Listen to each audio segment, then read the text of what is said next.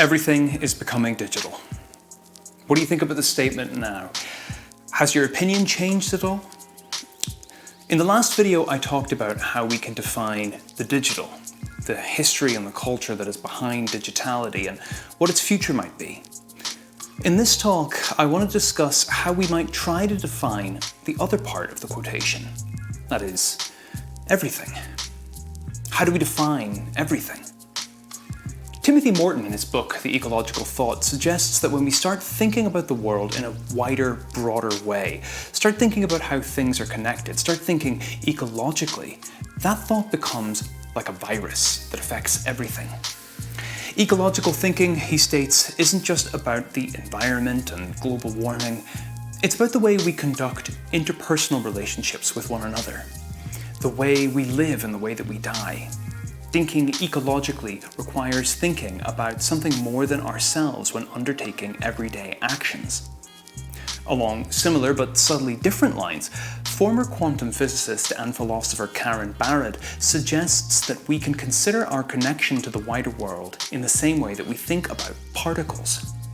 Just as an electron is never really removed from the reality which forms it, we are never entirely separated from the other human beings around us.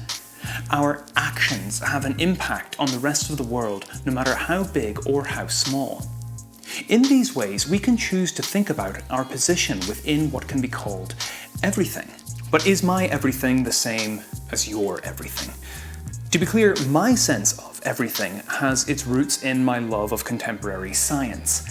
I understand everything as composed of either matter or energy, with complex interplay between those two states. My everything is one without any kind of transcendence, because the complex behavior of subatomic particles is odd enough without adding any extra complexity. My everything is, I think, mostly composed of a material called dark matter, which has never been detected or seen, but without which none of the rest of my understanding of everything makes any sense. And there's something kind of humbling about that to me. My everything is one where very little is known or ever can be. Of course, I understand that this is not necessarily a conventional or common view of the world.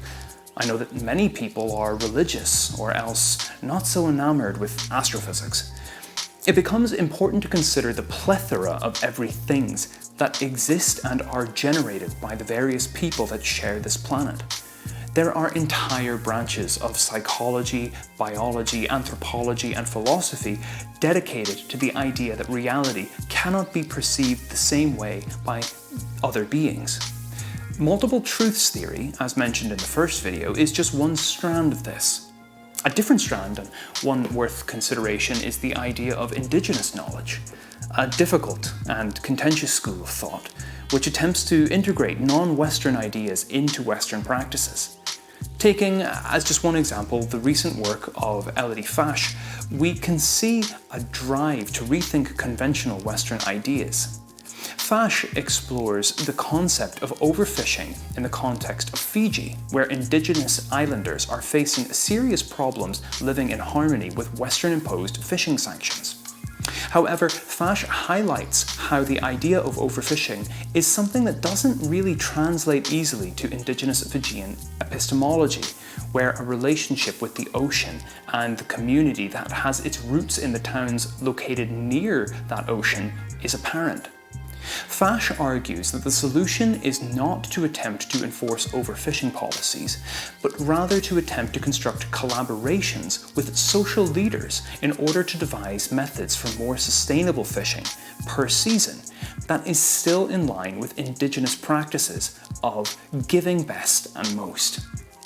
While this example of the gap between a Western epistemology based on monitoring fish populations using advanced technology versus the indigenous beliefs of the Fijians may seem worlds away from our previous discussion of the digital, it might not be as far away as it seems.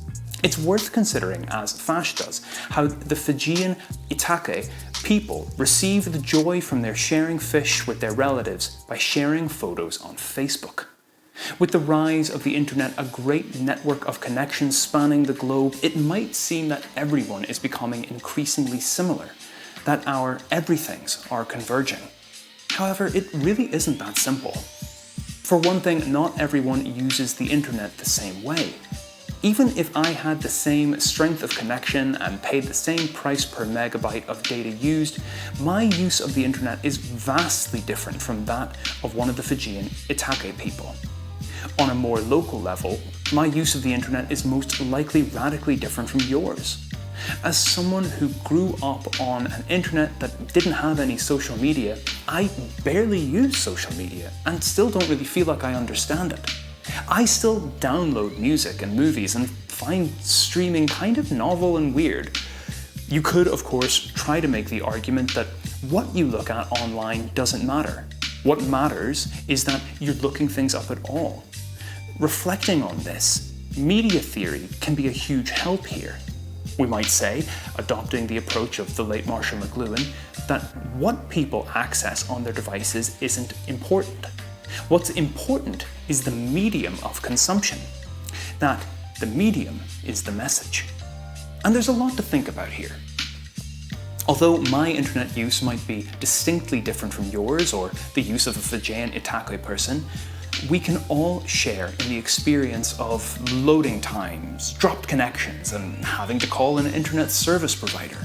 However, we mustn't fall into the trap of seeing technology as all-encompassing. Just because two people have cell phones doesn't mean that they have the same access to data. This is where we must begin thinking about the possibility of a digital divide.